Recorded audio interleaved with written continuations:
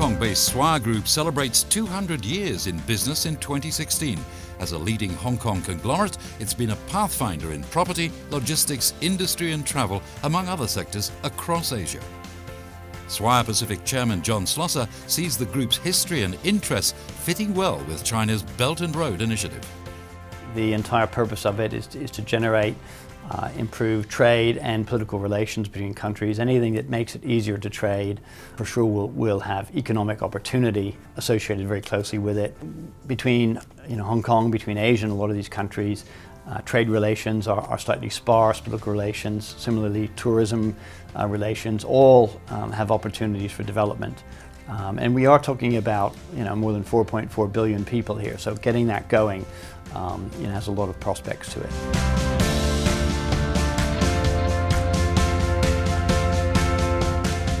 One Belt, One Road at its core is about better, cheaper, faster logistics. It's about infrastructure, it's about removing barriers to trade, and by doing those two things, by building the infrastructure, by removing the barriers, you create new trading opportunities.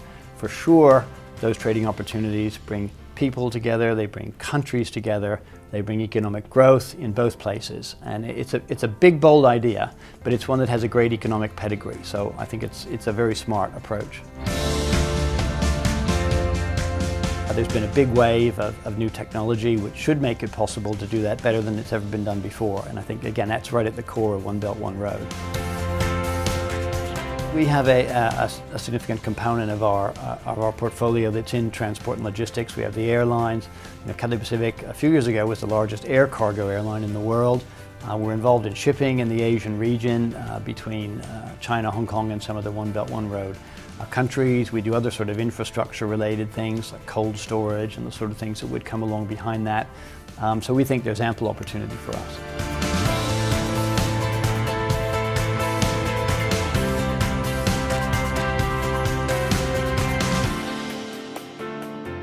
Here in Hong Kong, where we're largely based, we're on the maritime Silk Road.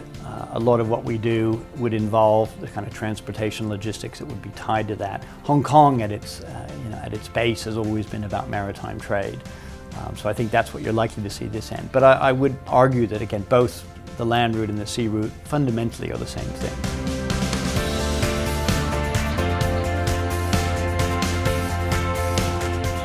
Well, I think Hong Kong brings a lot to the party on this one. For sure, doing infrastructure, building up new trade links is going to take some financing. Hong Kong is very good at capital raising. Hong Kong is very good at project analysis. Hong Kong is very good at infrastructure consulting, how to do something. We've spent a generation, I think, applying ourselves to helping China develop, and that IP that's been developed of doing that can be applied in other parts of the world as well.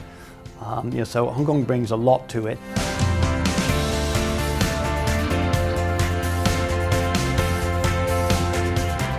Part of what needs to happen, I think, is a really good information exchange so that people can see what's possible, what real things are going to happen, where are they going to happen, when are they going to happen, what do I need to do to get involved in that.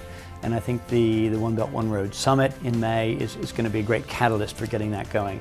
I expect there to be really strong participation locally, obviously, but I think globally as well, because I know from talking with companies all around the world, there's a great deal of interest in the question of how do I get involved in this monumental project.